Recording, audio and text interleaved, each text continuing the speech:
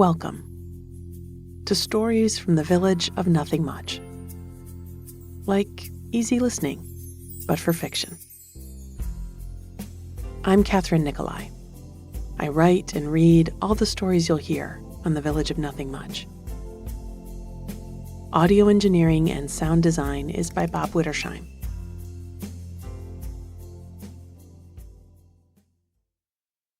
Our brains inherited something called the negativity bias, which means we tend to give more weight and importance to upsetting, scary things than soothing, lovely things. We pay more attention to bad news than good. It kept our ancestors alive, but in the world we live in now, a person can get steamrolled daily with really difficult information. And steamrolled people struggle to help anyone. So I offer up these stories as small antidotes, as ways to prime your pump for noticing the glimmers of goodness that are still there, always there. Take them with you on your commute or when you're out on a walk or winding down for the day. And this will help. Take a deep breath in through your nose and out through your mouth. One more, please. Inhale and exhale.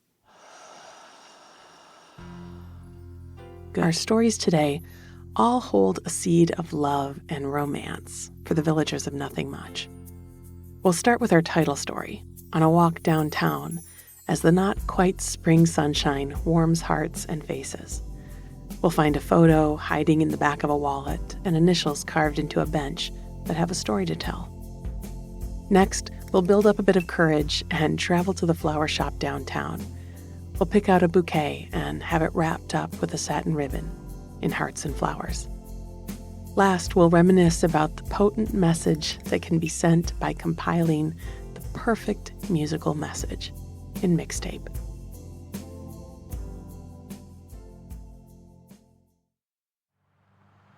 A little romance.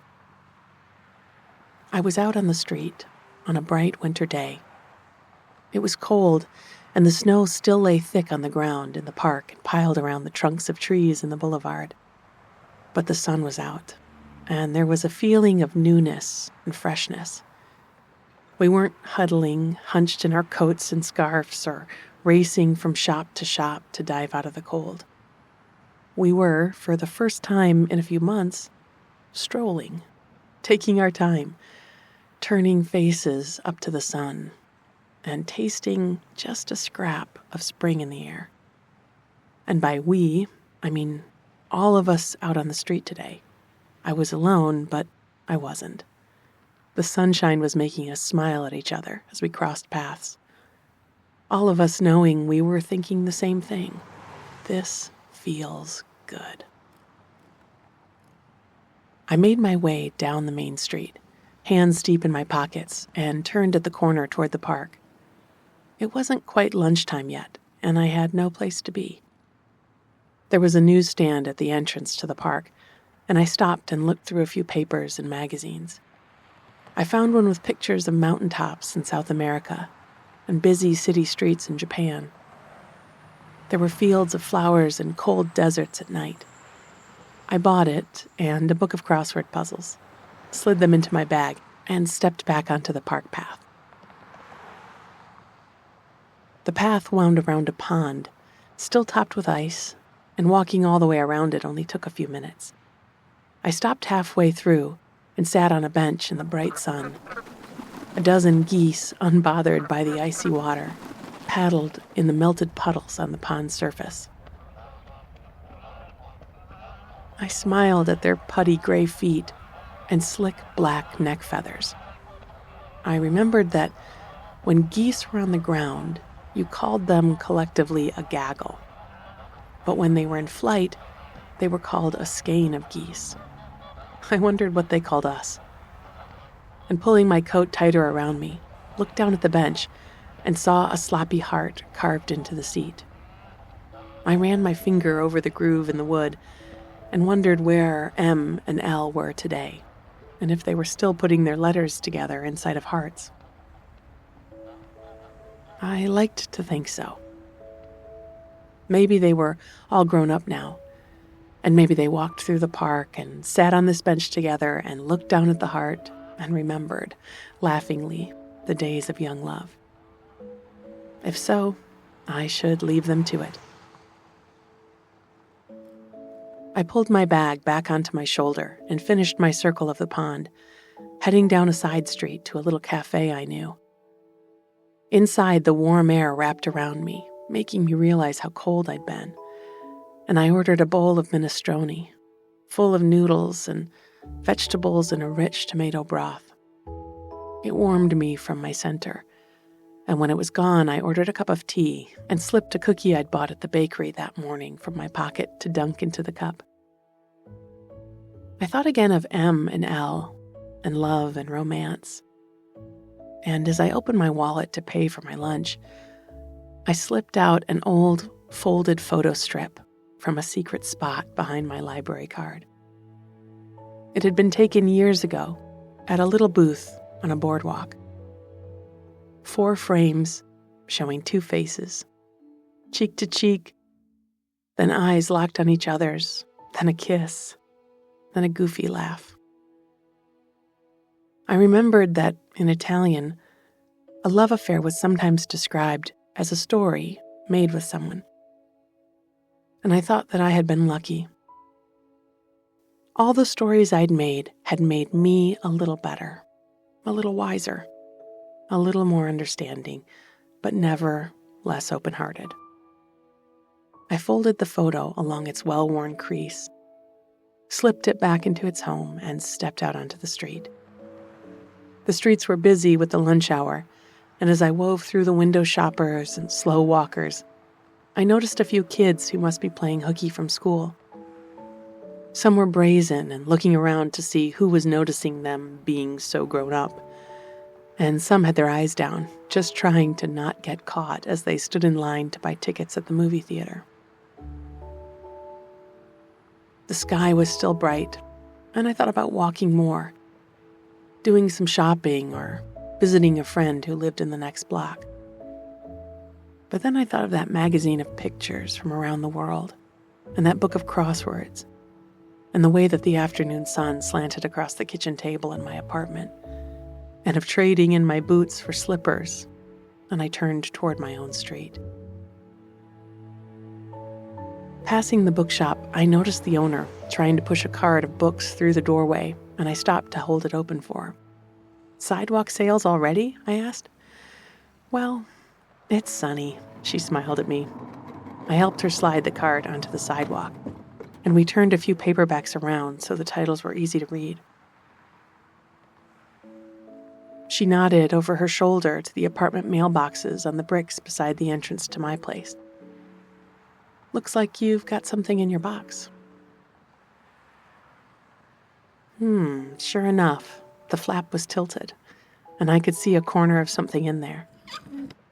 I fished it out and held in my hand a small, red, heart-shaped box. A sneaking smile spread across my face, and I opened the box to see a handful of chocolates tucked in red paper wrappers inside. I might have been blushing, so I just called a quick thanks over my shoulder and slipped through my door.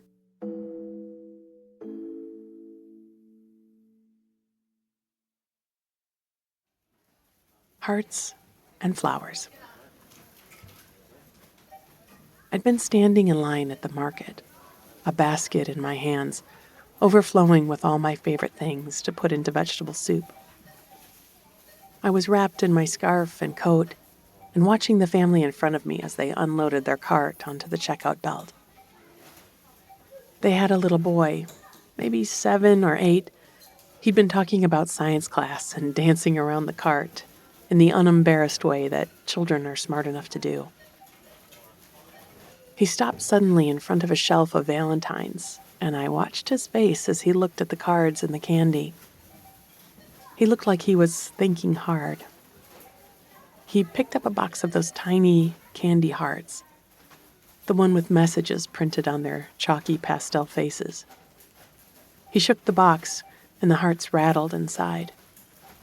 He peeked over at his dad, who was quietly watching him from the register. He lifted an eyebrow, and the little boy shrugged his shoulder in a silent question and answer.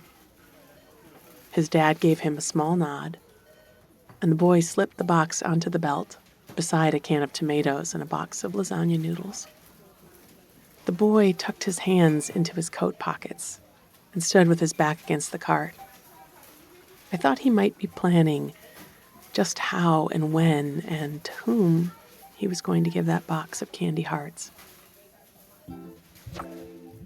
I remembered those class Valentine's Day parties in elementary school. Paper lunch sacks taped to the edge of your desk with your name in red crayon sketched out on the brown paper. And walking through the rows, dropping envelopes into the sacks, and a plate of cupcakes on the teacher's desk for after.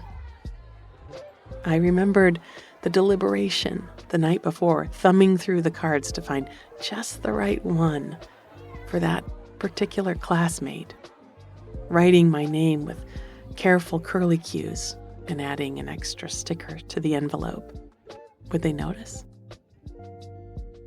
The family was packing up their groceries, and as the box of candy came across the scanner, the boy's father scooped it up and handed it to him. He slipped it into the pocket of his coat with a shy nod, and his father turned back to the register smiling. As they pushed their cart out to the car, the smile went from his face to mine, and I put a box of candy on the belt with my own groceries, thinking that if that little boy could be brave with his heart, I could too. Now that box of hearts has sat on my desk for a week. It caught my eye whenever I passed by, and today, as I sat down to write in my planner, my fingers gently drumming on the pink cardboard, I looked out my window to see a delivery person standing on my neighbor's front step, a bouquet of flowers in her hands. I watched her ring the bell and sat with that warm bloom of excitement for someone else's joy as I waited for my neighbor to open her door. I watched her face as she did, the second of confusion that shifted to delight and the unstoppable smile that lit up her face. She signed for the flowers and nearly took the pen back with her into her house. Laughing, she returned it, blushing and flustered. I looked at those candy hearts and tucked them into my pocket and headed out. I went straight to a flower shop I knew, on an alley in downtown.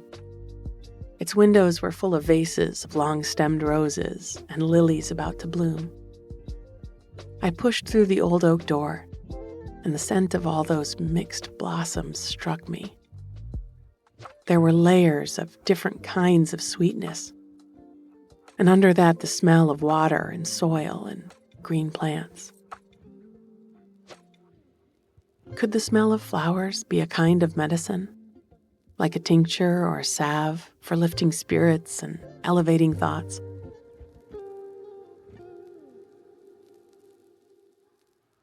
It was a busy place on this February afternoon, and as I browsed through the cases of flowers and shelves of houseplants, I moved around others on the same errand. There was an older gentleman dressed in a tweed suit, dapper and proud with shined shoes and a pocket square folded just so in his breast pocket. The florist was wrapping up a bouquet for him, tucking baby's breath and pink and yellow tulips in crepe paper and tying it with a glossy ribbon. While he waited, he sidled up to me as I was looking at the pots of exotic plants and succulents.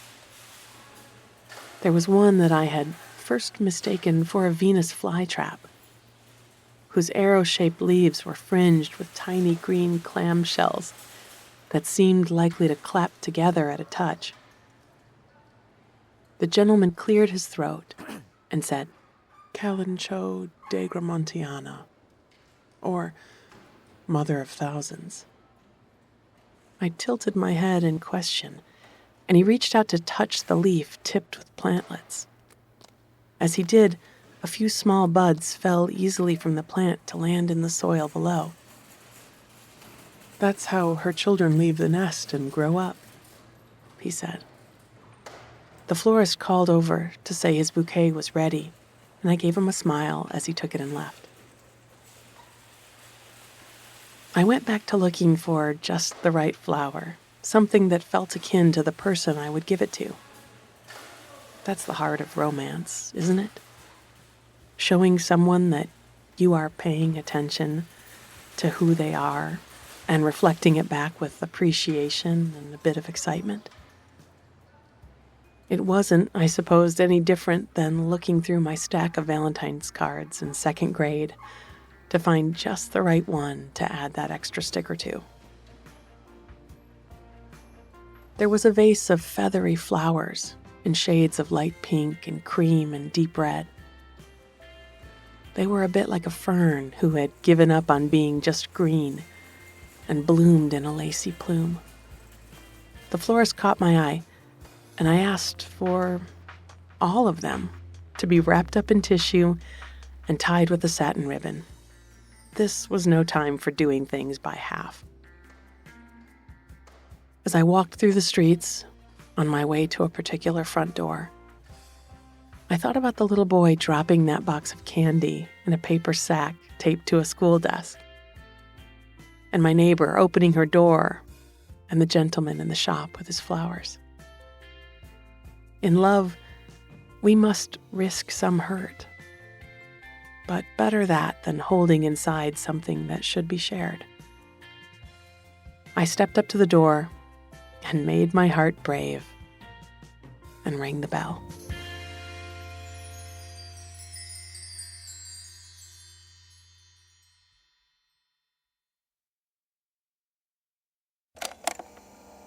Mixtape. There was an art to it. The first song had to be really, really good. It needed to pull you in and lay the framework for the mood you were attempting to build. But the second song had to be even better. It had to surprise the listener, who'd assumed that all the magic had been spent on the first track. Then it would pull back a bit, a song with less punch, but more poetry. Maybe something a little odd, but catchy. And then a song you hadn't heard in ages, but loved and remembered every word of.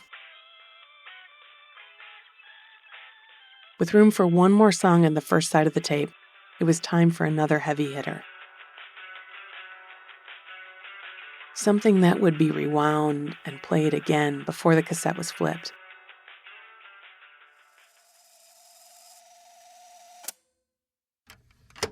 Then the second side called for some nostalgia, slower songs, harmonies that you felt inside your chest when you sang along.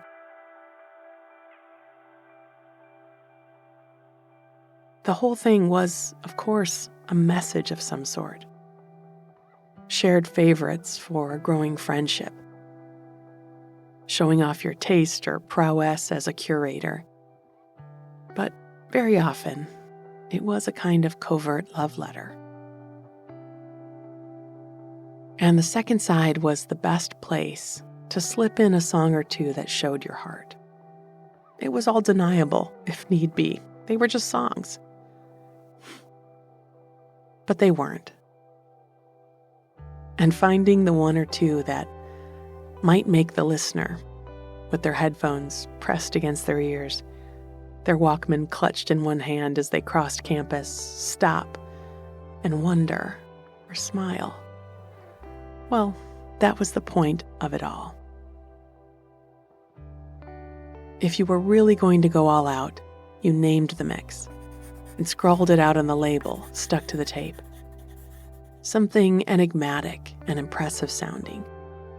Or a scrap of an inside joke that reminded them of how you'd laughed together. You might even design a cover, some hand-drawn art or a photo that had gone through the copier and come out a bit streaky, but that only added to the effect. then folding it just right so it would mimic the J card that usually sat in the hinged plastic case. Did you write anything inside the cover? How brave were you? Did you write out the playlist? Or maybe you wanted them to discover it one song at a time. That's how I like to do it. It kept the mystery, and hopefully weaved a sort of spell as it went from one track to another. I'd forgotten just how much thought went into those mixes. Almost forgotten about the idea of cassette tapes at all, until I found a shoebox full on a shelf in the basement. It was inside a bigger box, full of things I'd cleaned out of my first car, the one that had just barely gotten me through the last 2 years of high school and the first 2 of college. I couldn't remember what kind it had been except that it was red, and while it didn't start reliably, and the heat was hit or miss in the winter, it had a moonroof, which I thought was the fanciest thing I'd ever seen. The box of cassettes, when I'd pulled off the top and looked down into the mess of them, had brought back a flood of memories. Some were tapes I'd bought at the music store, and I remembered standing in front of the racks of new music, figuring out if I could afford more than one. And if it was just going to be one, which one? I thought about how we'd listened to the same tapes over and over, how you came to know the songs in order, and when the flip to side B would come. In the box were a few with very beat-up cases that had been carried in back pockets and book bags, passed back and forth at lunch and traded for weeks at a time. I swung open a few cases and took out the liner notes to read what the artists had written. Some were just lyrics, and others had pictures of the band, drawings, and quotes. These had felt so meaningful, so special when I'd opened them the first time. There's something about finding the music that feels like it was written for you when you're growing up. You're trying on different ideas and styles, and when something fits down to the bones, it might be the first time you feel like you belong. And that changes a lot. No wonder we made these mixes with such care. They were a way of asking if we belonged with each other. In the bottom of the box, past the tapes I'd bought from the music store, were the mixtapes. Most of them were loose, without cases. Just a few words scratched out on the label. And suddenly, I had to hear them again. I went through the boxes and the shelves around me. There must be a tape player somewhere here. I'd had a stereo that had a record player built into its top, an AM/FM dial in the middle, and 2 tape decks on the bottom that let you record from one tape to another, the height of technology at the time. But that had been sold in a garage sale when I was still in high school. I found a flat black tape deck with a microphone attached and a bright red record button, and remembered that, for a while, folks would make all sorts of recordings with devices like these. We'd just talk into them as if they were our diaries. We'd record family histories or tape birthday parties to play back later, though I can't imagine that was ever much done. Beside it, in the same box, was exactly what I needed. My Walkman, bright yellow and with the headphones still plugged in. I rushed to the kitchen drawer for a couple of batteries and settled on the sofa with the Walkman and the box of tapes. I played a few I'd made myself. Songs for driving with the windows rolled down. Songs for amping myself up before a test or audition. Songs for a broken heart. I found some in the handwriting of my best friend. Funny how you don't forget how someone writes their E's or M's. These songs made me smile and tap my toes on the living room rug. remembering how we'd listen, stretched out on one of our beds on a Friday night, talking for hours and eating bowls of popcorn till one of our parents got fed up with the music and told us to pack it in for the night. Finally, and maybe I'd been saving it since I'd first spotted it in the bottom of the box, I played a tape whose case was still carefully preserved. The tape had my name written in red ink on the label. "For you, from me," it said. I turned the cassette over in my hands a time or two. I'd played it so many times that it was probably near worn out. But I hoped it would play at least once more. I flipped it to side A and slid it carefully into my Walkman and pressed play.